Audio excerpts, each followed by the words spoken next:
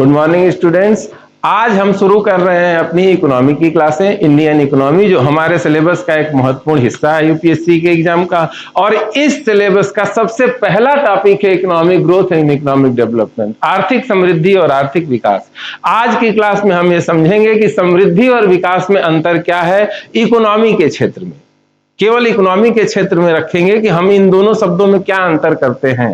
इसके साथ ही ये चीज भी आप लोग जानिए कि शुरुआती समय में 70-80 साल पहले जब बहुत सारे देश आजाद हो रहे थे उपनिवेशवाद के चंगुल से, तो उस समय इन दोनों शब्दों को पर्यायवाची माना जाता था। ये माना जाता था कि अगर समृद्धि हो रही है तो विकास भी हो रहा है, कोई दोनों में अंतर नहीं है। लेकिन समय के साथ इन दोनों का ही अर्थ विस्तार हुआ, विशेषता इकोनॉमिक डेवलपमेंट शब्द का विस्तार हुआ। इसके में और भी बहुत सारी चीजें जुड़ती चली गई और किसी भी इकोनॉमी के विकास को और विस्तृत ढंग से समझने की कोशिश की गई।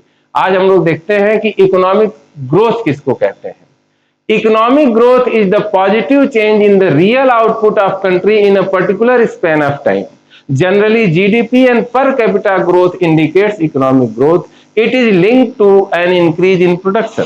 मतलब क्या हुआ इसका कि आर्थिक समृद्धि का मतलब है किसी समय अवधि में किसी अर्थव्यवस्था में होने वाली वास्तविक आय में वृद्धि। यानी अगर कोई देश है उसकी जीडीपी x लाख करोड़ है, अगर एक साल बाद निकालते हैं x plus y lakh crore, यानी कुछ न कुछ इनपुट उसमें जुड़ जाता है। आज के उत्पादन से बेहतर उत्पादन अगर एक साल बाद हो रहा है तो इसका मतलब हम ये मान लेंगे कि वहां पर वृद्धि हो रही है।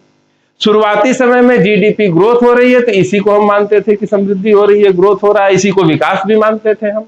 कुछ समय बाद ये लगा कि जनसंख्या के प्रोपोर्शन में देखा जाना चाहिए कि हमारी जीडीपी कैसे बढ़ रही है, तो हमने पर कैपिटा इनकम का कॉन्सेप्ट ला दिया कि प्रति व्यक्ति आय किस तरह से चल रही है, उसके आधार पे हम ये देखने लगे कि ग्रोथ कितनी हो रही है।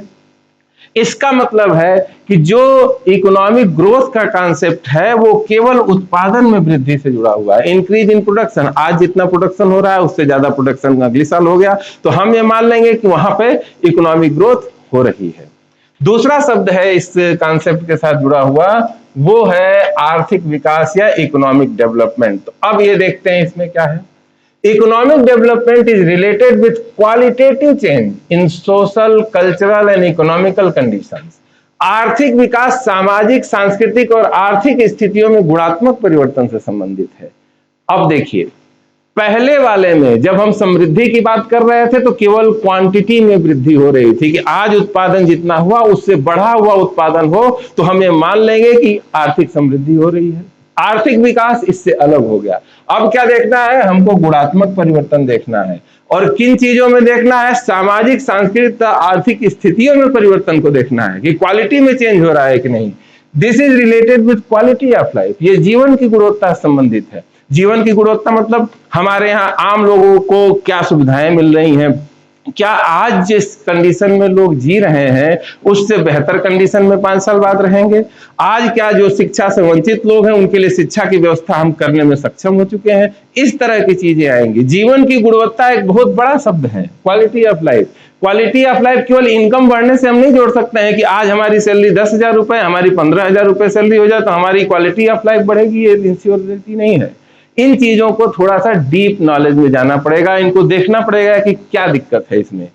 Development is a physical and mental state in which any social group acquires means of better life through specific combination of economic and institutional process.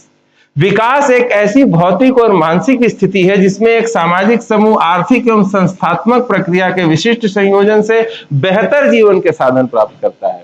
अब देखिए, दो चीजों पे ध्यान दीजिए। इकोनॉमिक चेंज तो होना ही होना है, इसके साथ ही साथ जो है इंस्टीट्यूशनल या संस्थात्मक प्रक्रिया में चेंज होना है। कैसे चेंज होता है, ये दोनों में अंतर देखिए। मान लीजिए कि कोई पिछड़ा हुआ गांव है भारत में ही, जहां पे स्कूल नहीं है, वहां के बच्चे शिक्षा दीक्षा से वंचित हैं।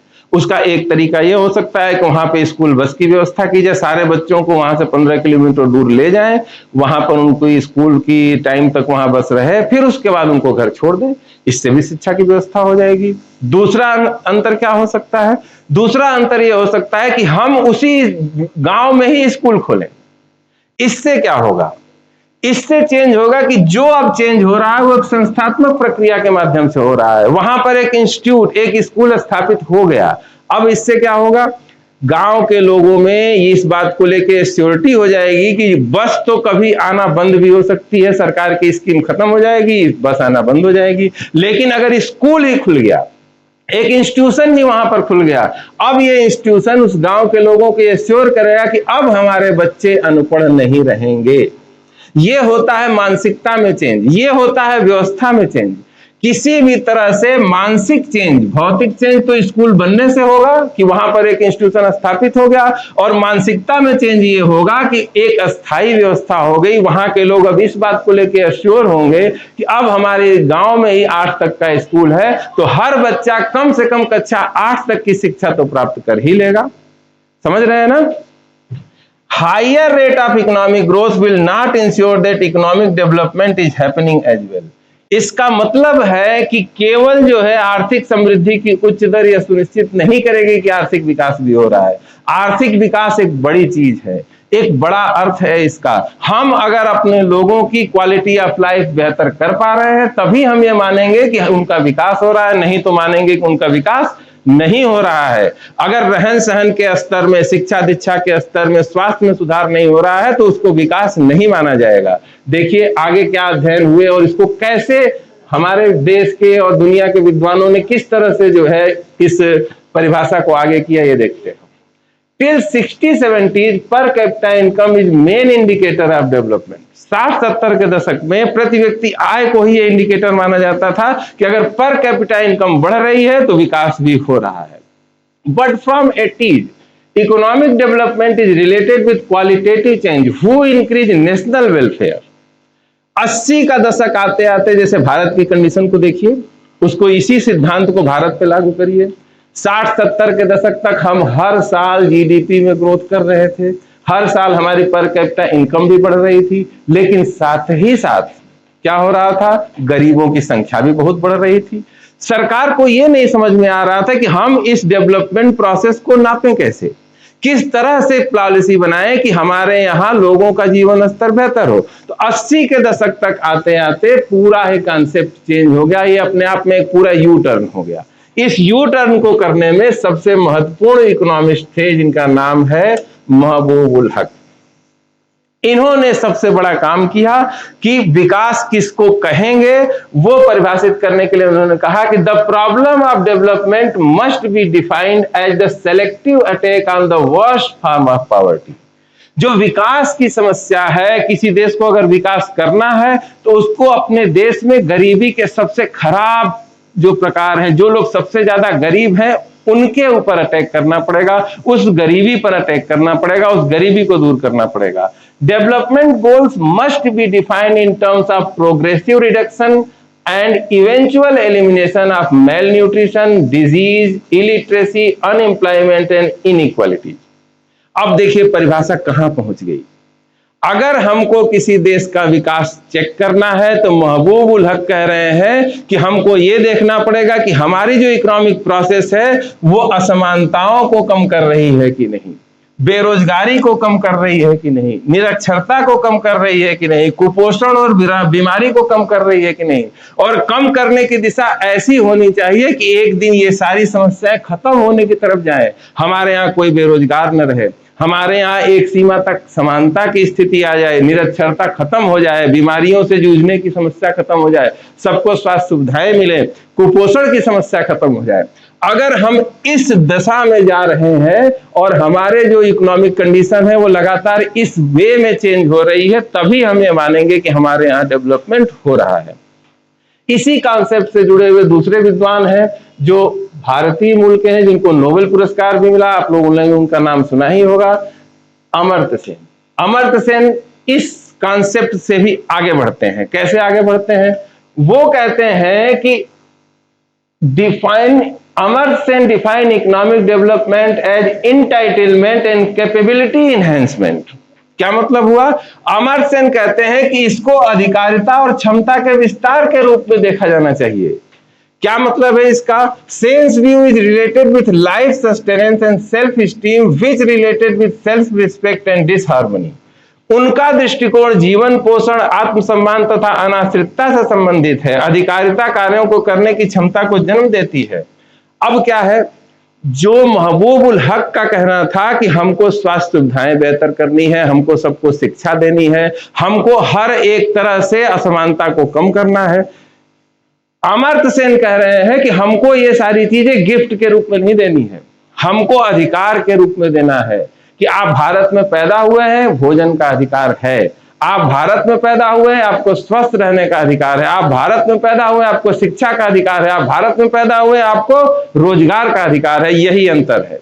अब आप लोग गौर करके देखिए, 2000 के बाद से हमारी सरकारों के काम करने का तरीका बदल गया। बहुत सी स्कीम गरीबी दूर करने की पहले भी चलती थी, लेकिन वो स्कीम होती थी, सरकारें डिसाइड करती थी कि हम जो है इस साल जो है इतने करोड़ लोगों को रोजगार देंगे, इस स्कीम के तहत रोजगार देंगे। 2000 के बाद क्या हुआ, हमको सूचना का अधिकार दिया गया, इकोनॉमी के क्षेत्र में हमको मनरेगा जैसा अधिकार दिया गया। इसमें मनरेगा दूसरी स्कीम से अलग क्यों है, क्योंकि इसमें हर ग्रामीण परिवार के एक वयस्क सदस्य को 100 दिन के रोजगार की गारंटी दी गई।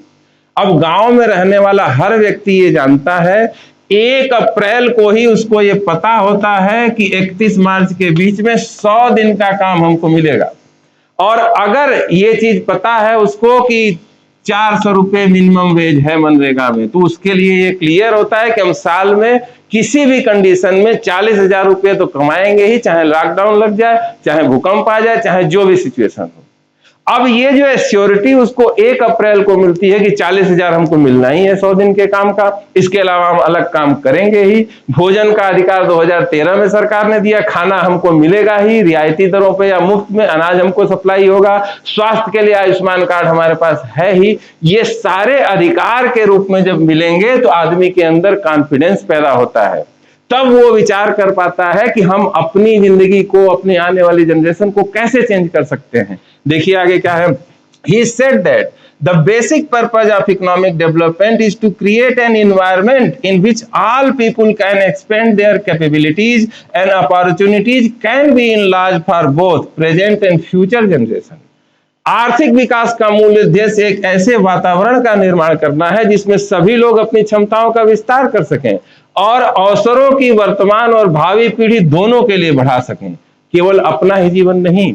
हमने बताया ना कि अगर स्कूल खुल गया तो उस गांव के सभी लोगों के लिए ये चीज बिल्कुल क्लियर हो जाएगी कि अब हमारे गांव के बच्चे अनपढ़ नहीं रहेंगे, हमारी आने वाली पीढ़ी पढ़ी लिखी होगी, हम 40,000 रुपए साल में जरूर कमाएंगे, किसी भी स्थिति में हमको अधिकार है कि हम अनाज प्राप्त करें, हमको ये अधिकार है कि हमारा आयुष्मान कार्ड बनेगा ही बनेगा, तो हम अपने अधिकारों का प्रयोग करेंगे और हमारा मानसिकता चेंज होगी। जब ये सारी चीजें होती हैं तब व्यक्ति के अंदर एक जो कॉन्फिडेंस आता है वो उस देश के लिए विकास की तरफ बढ़ाने वाला काम करता है। The ability of the people should increase such that they may realize their potential. They said that the well-being of people should not be measured merely in terms of availability of goods and services, but in terms of their usefulness of human being। केवल सामान की supply कर देने से ही जो है विकास नहीं आएगा, इसको हमको लोगों के कल्याण पे देखना पड़ेगा। जो सप्लाई हम कर रहे हैं उसकी उपयोगिता उनके जीवन में क्या है, मानवीय उद्देश्यों को कहां तक पूरा कर रहे हैं, इस चीज को देखना पड़ेगा। इन सारे व्यू के हिसाब से देखिए तो अब देखिए कि समृद्धि वर्सेस विकास, दोनों में कितना अंतर हो गया। केवल जीडीपी बढ़े, पर कैपिटा इनकम बढ़े, हम मान लेंगे कि समृद्धि है। विकास कब मानेंगे, जब लोगों की फिजिकल कंडीशन, मेंटल कंडीशन में चेंज हो, उनकी मानसिकता चेंज हो। जो भी चीजें दी जाए, अमर्त्य सेन का कहना है कि हमको किसी को गिफ्ट की तरह नहीं देना है कि हम आपके ऊपर एहसान कर रहे हैं, नहीं, गरीब लोगों को भी कंडीशन सुधारने के लिए जो सुविधाएं दी जाए वो अधिकार के रूप में दी जाए। जब किसी को अधिकार मिलता है तब उसके अंदर सोचने समझने की ताकत आती है, तब वो सेल्फ रिस्पेक्ट के साथ काम कर पाता है। Thank you.